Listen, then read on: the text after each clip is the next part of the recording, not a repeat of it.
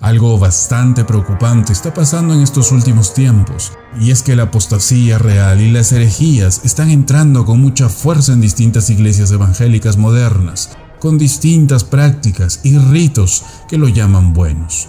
Tal es el caso de la pregunta que nos hacen ahora sobre la Cuaresma, y es que hoy muchas iglesias evangélicas están adoptando esta práctica religiosa en sus vidas. Aunque se practica más comúnmente entre las denominaciones católicas, muchos cristianos evangélicos y no confesionales están observando la temporada litúrgica tradicional de Cuaresma como algo inofensivo o algo de bendición. Y lo más preocupante es que está creciendo con fuerza esta práctica en las iglesias evangélicas, ya que según fuentes se estima que más del 20% de iglesias evangélicas lo consideran como parte de sus rituales religiosos y como algo inofensivo y que no tiene nada de malo. Para un pastor, por ejemplo, en una entrevista manifestó lo siguiente: en los últimos años, la temporada de Cuaresma, dijo este predicador, realmente cambió toda su perspectiva sobre el cristianismo y lo ayudó a establecer un ritmo espiritual más fijo de dar y amar y a recordar más de cerca la gracia sacrificial que viene de Jesucristo, practicando la Cuaresma, dijo este predicador. A medida que más denominaciones contrarias a la tradición comienzan a adoptar prácticas de Cuaresma, el pastor entrevistado dijo que esto puede ser potencialmente beneficioso para los creyentes. Si bien muchos cristianos están acostumbrados a escuchar acerca de la Cuaresma como una festividad practicada principalmente por la secta católica en los últimos años, el predicador añade que las tendencias han cambiado para mostrar que más iglesias protestantes, evangélicas y no denominacionales estén comenzando a adoptar la práctica de la Cuaresma en sus lugares de culto. La Cuaresma tiene el potencial de acercar a alguien mucho más a Jesús si se practica, dijo este predicador. ¿Y eso es real? Bueno, la respuesta es claro que no. Ninguna práctica religiosa litúrgica que no sea bíblica te acercará más a Dios.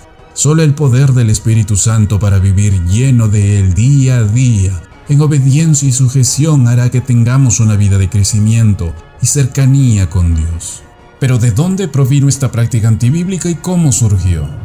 Esto se remonta en los tiempos de Babel. Ellos construyeron al primer dios, el cual fue la Torre de Babel, y el hombre que guió todo esto fue un hombre llamado Nimrod. Ahora, Nimrod fue un nieto de Cam, lo cual lo hace el bisnieto de Noé. Él fue el apóstata de la época patriarcal, y él comenzó con toda esta adoración falsa. Todo comenzó en Génesis 10, podemos verlo ahí. La torre fue el primer ídolo y se convirtió en el objeto de la adoración de los hombres, el punto de su orgullo. Dio lugar a un complejo de religiones extrañas, paganas, misteriosas, que todavía se llevan a cabo lastimosamente en nuestro mundo en la actualidad. Ahora, Nimrod tuvo una esposa, y el nombre de su esposa fue Semiramis, llamada Semiramis I.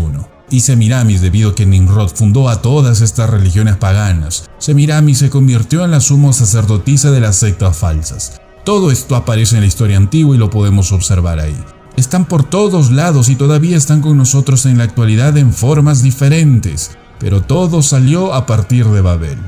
Babel entonces se convirtió en la fuente de toda religión falsa. Esa es la razón por la que cuando la religión falsa llegue a su cúspide de nuevo en los tiempos finales, la Biblia la llama la Babilonia, otra vez en Apocalipsis capítulo 17 y en Apocalipsis 18. Entonces, cuando Babilonia fue destruida, esto es lo que sucedió. Dios entró y dispersó a todos. Bueno, cuando Él dispersó a todo el mundo se llevó su religión falsa junto con ellos y se fueron por todo el mundo al mismo tiempo. Y todo adoptó diferentes nombres en diferentes países, pero todo fue lo mismo. Todo fue esta adoración a Semiramis. Y se quedó en Roma hasta que finalmente, cuando el cristianismo llegó a Roma, el cristianismo se convirtió en lo que el catolicismo es en la actualidad, una combinación de religión babilónica pagana y el Nuevo Testamento. Y todo esto está mezclado hoy en día. Y todo esto está entrando en la iglesia evangélica hoy en día. Esta Semiramis llegó a ser conocida en Asiria y en Nínive como Ishtar, y todo esto debido a idiomas diferentes. En Fenicia, por ejemplo, ella fue llamada Astarte. En Egipto fue nombrada Isis, en Grecia Afrodita y en Roma ella fue llamada Venus. Todo fue la misma sumo sacerdotisa de las religiones babilónicas falsas. Ahora Semiramis dio a luz según esta religión antigua, esto es lo que ellos decían. Semiramis dio a luz a un hijo según la tradición de esta religión. Su nombre fue Tamuz y ella dijo que había nacido debido a un rayo de luz del sol. En otras palabras, ella quedó embarazada por un rayo del sol. De esta manera Tammuz nació virginalmente y es una virgen perpetua. Ahora, cuando él creció, él fue atacado por un jabalí salvaje que lo mató. Entonces Semiramis estuvo en duelo durante 40 días. Y durante 40 días ella lloró, ella oró y se negó a sí misma. Y en el día número 40, él resucitó milagrosamente de los muertos. Por eso ahora podemos entender de dónde vino la Cuaresma. La Cuaresma nunca ha tenido conexión alguna con la Biblia. La Cuaresma viene de la práctica pagana de 40 días de duelo y de abnegación por la resurrección de Tammuz, el hijo de Semiramis, y no tiene conexión en absoluto con Jesucristo o el Nuevo Testamento. Esa es la razón por la que no creemos en la Cuaresma. Ahora, en esa historia falsa tenemos la base de las religiones por todos lados. En Fenicia, por ejemplo, Tammuz fue llamado Baal, en Egipto fue llamado Osiris, en Efesos, Eros, y en Roma fue llamado Cupido. Todo es lo mismo. Es la misma adoración de madre e hijo que se ha llevado a cabo a lo largo y ancho de los sistemas de religiones en Génesis 10. Y lo que es extraño es que lo que sucedió cuando Dios trajo la realidad en María y Jesús, todo el sistema pagano se enredó. Y ahora tenemos lo que conocemos como humanismo en la actualidad. Esta es la falsificación de Satanás, y esto lo tiene planeado directamente para su retorno. Si vemos en la adoración de Semiramis, se hacían varias cosas interesantes. Por ejemplo, ella fue llamada la reina de los cielos. Ella era adorada por la ofrenda de una hostia.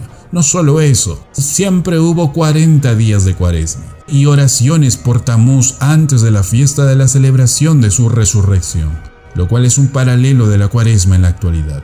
Estas sectas también tuvieron sacerdotes, tuvieron ritos sacramentales, tuvieron la dedicación de vírgenes a estos dioses, de lo cual viene la idea entera de un convento. Tuvieron un purgatorio, el cual enseñaron y creyeron y se apegaron a esto y a muchas otras cosas que en la actualidad son parte del catolicismo romano.